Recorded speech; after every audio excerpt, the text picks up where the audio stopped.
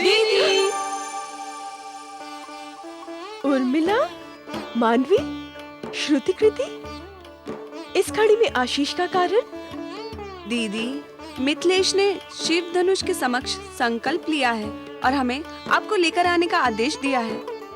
दीदी, जैसे जैसे आपके विवाह की घड़ी निकट आ रही है, मन में आपके विवाह की प्रसन्नता कम और बिछड़ने का दुख बढ़ रहा है। दीदी, मैं तो ये जानने को उत्सुक हो रही हूँ कि जो आज जीतेगा वो कौन होगा और किस क्षेत्र से आया होगा। दीदी, यदि काकाश्री ने शिव धनुष पर प्रतिज्ञा चढ़ाने वाले कोई विजेता घोषित करने की प्रतिज्ञा न की होती तो मैं उन्हें बता देती कि मेरी दीदी को किसने जीता है। अच्छा, कौन है वो भाग्यशाली? अयोध्या नरेश दशरथ के ज्येष्ठ पुत्र राम। हमारी दीदी को आज ही उनके दर्शन हुए हैं और जब से इन्होंने उनके दर्शन किए हैं स्वयं ना जाने कहाँ खोई रहती है। पर अब ना जाने क्या होगा। होगा क्या? जो पिताश्री के संकल्प पर खरा उतरेगा, मैं मन, वचन और कर्म से जीवन भर के लिए उन्हीं की हो जाऊंगी। दीदी, इसलिए तो आप हमारा आदर्श हैं और सदा रहेंगी। चलो ना दीदी।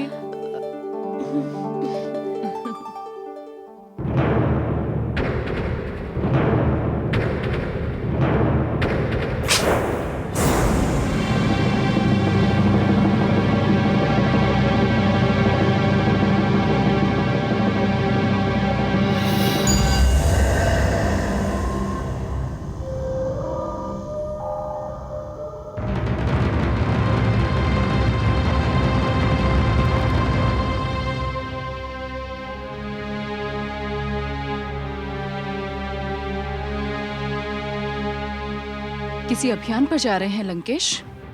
हाँ महारानी मंदोदरी, मैं एक अनोखे अभियान पर जा रहा हूं। लेकिन आसपास का समस्त क्षेत्र तो आप जीत चुके हैं, अब किसे जीतने जा रहे हैं?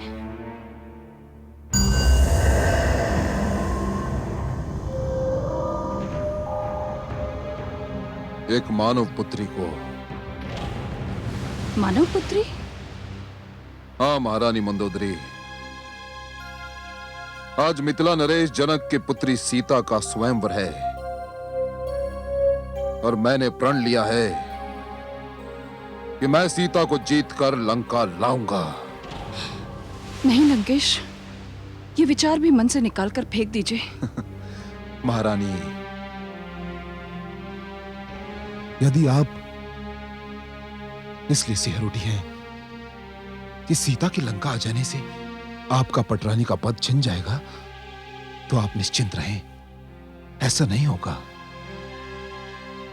सीता के लंका आ जाने के उपरांत भी पटरानी आप ही रहेंगी। ईश्वर की सौगंध, मुझे अपना पद छिन जाने की तनिक भी चिंता नहीं। तो फिर क्यों रोककर मेरा समय नष्ट कर रही हैं आप महारानी मंदोदरी?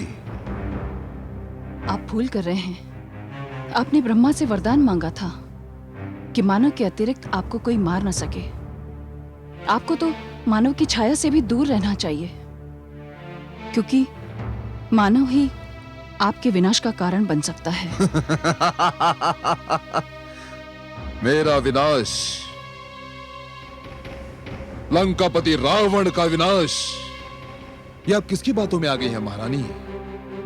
मैंने तो वरदान लेने के लिए वो बात मान ली थी। सत्य तो यह है महारानी मंदोदरी कि मैंने स्वयं ब्रह्मा को छला था। आपने ब्रह्मा को छला था? हाँ, छला था महारानी, मैंने ब्रह्मा को छला था। तनिक सोचिए महारानी,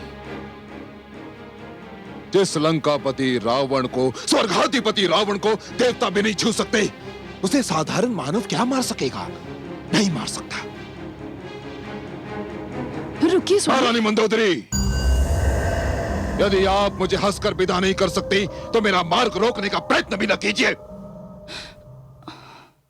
मंदोदरी बहुविधि समझाए, अभिमानी रावण न सोहाए। दशकंधर मिथिला प्रस्थाना, विधि का लेख को नहीं जाना, विधि का लेख को नहीं जाना।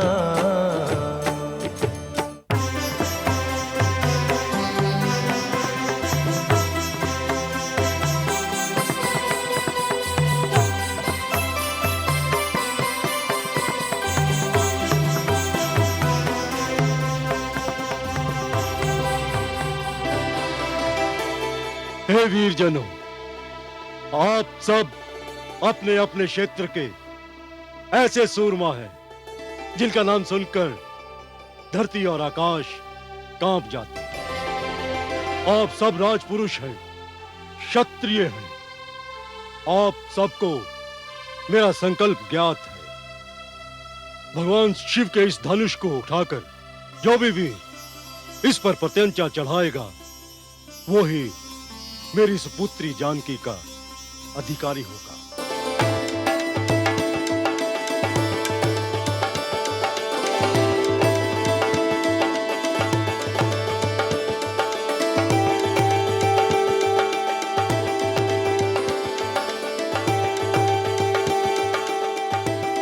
आज ही समय है अपनी शक्ति के प्रदर्शन करने का। आज ही समय है अपने क्षत्रिय तत्व दिखाने का। तो अब मैं स्वयंवर समारोह के शुभ आरंभ की घोषणा करता हूं।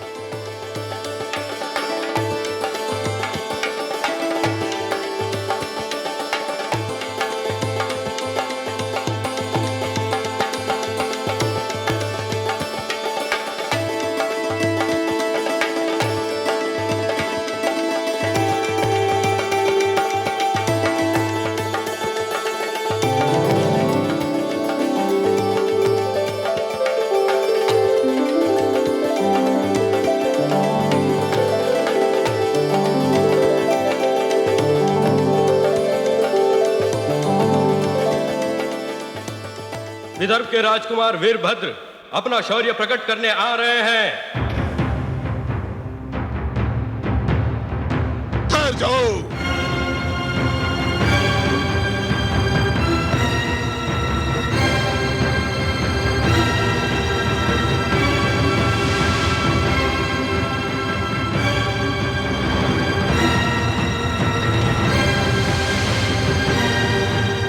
किसमें इतना साहस है कि लंकेश के रहते इस पवित्र धनुष को अपने पवित्र हाथों से छूने का दुस्साहस भी कर सके?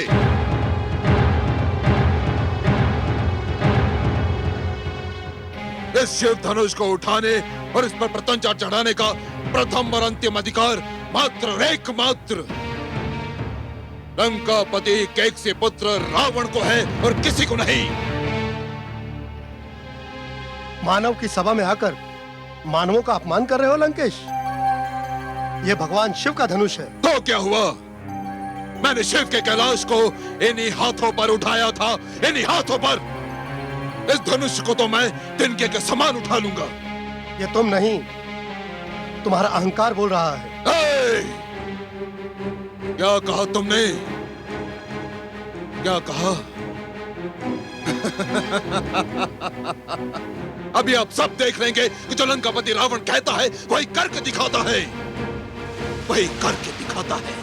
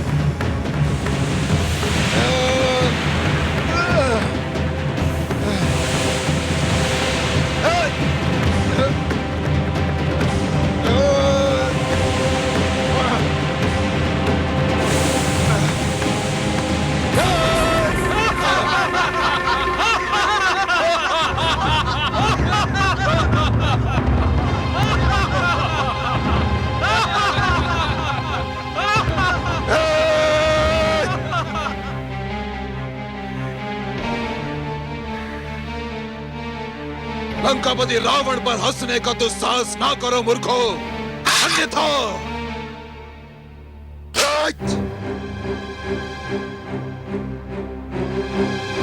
जिस शिव धनुष को लंकापति रावण नहीं उठा सका, उसे संसार में कोई नहीं उठा सकता।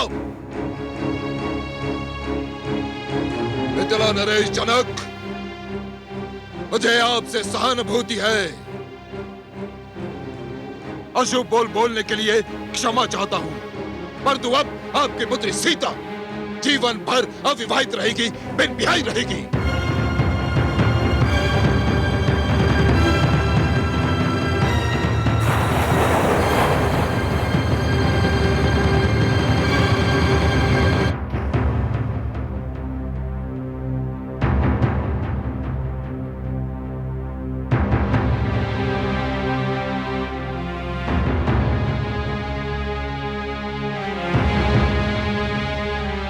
कोई है जो इस अभिमानी के अशुभ बोल को असत्य कर दिखाए? आगे बढ़ो वीरों और सिद्ध कर दो कि इस देश में वीरों की कोई कमी नहीं।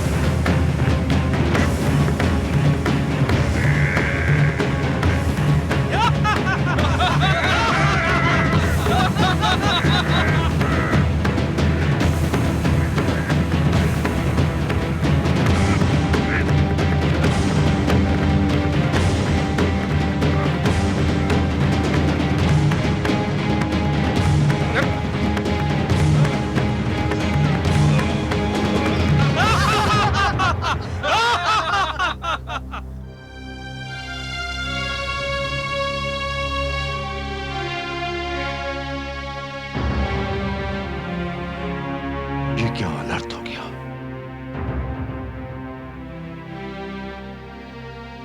क्या मेरी पुत्री सीता, मेरी नयन तारा जीवन भर अविवाहित रह जाएगी? यदि मुझे ज्ञात होता तो मैं ये संकल्प ही ना लेता।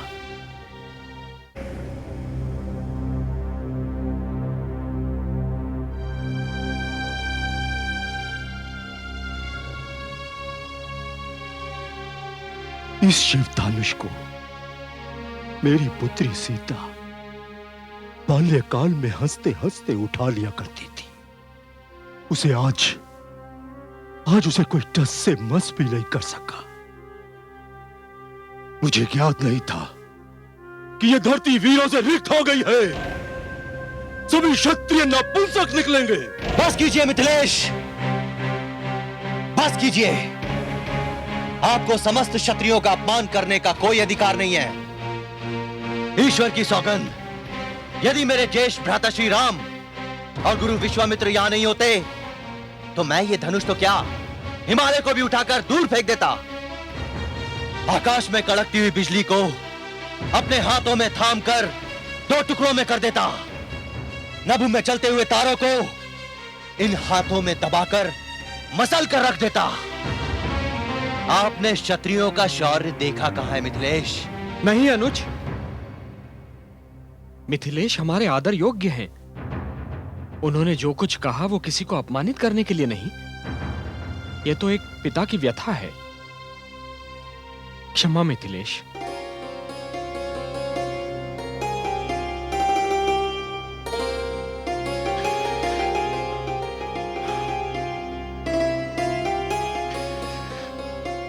शिष्य राम, मेरे लिए मिथिलेश का दुख असहनीय हो रहा है। जाओ और महाराज जनक का संताप मिटा दो।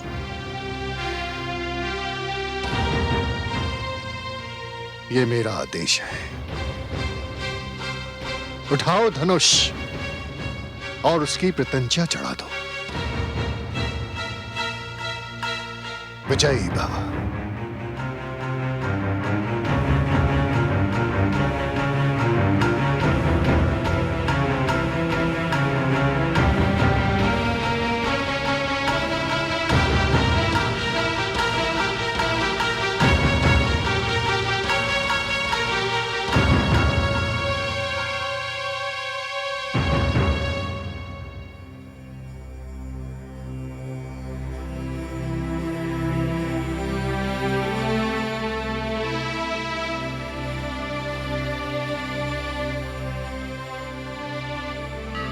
हे उमा महेश्वर, गुरु का आदेश सर्वोपरि होता है, उसका पालन करने की शक्ति दीजिए भगवान।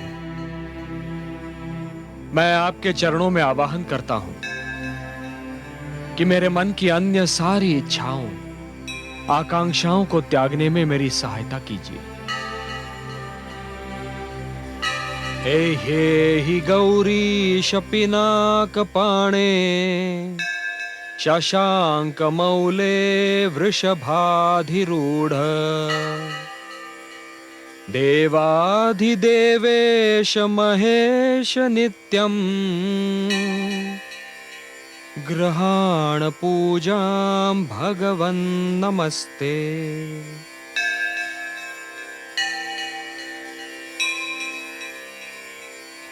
हे पिनाकिन, सुगंधी द्रव्य स्वीकार कीजिए। ओम त्र्यंबकं यजामहे सुगंधिं पुष्टिवर्धनम् उर्वारुकमिव बन्धनात् मृत्योर्मुक्षीयमामृतात्।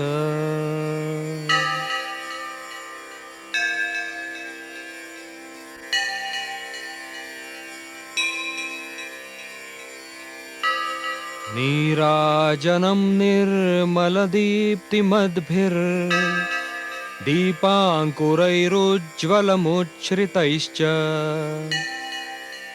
घण्टानिनादेन समर्पयामि मृत्युञ्जयाय त्रिपुरान्तकाय।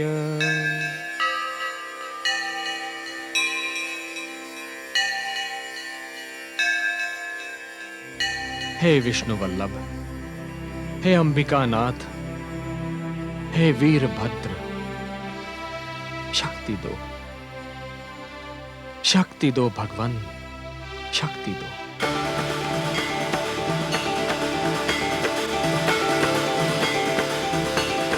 ओम नमः पार्वती पतये हर हर महादेव।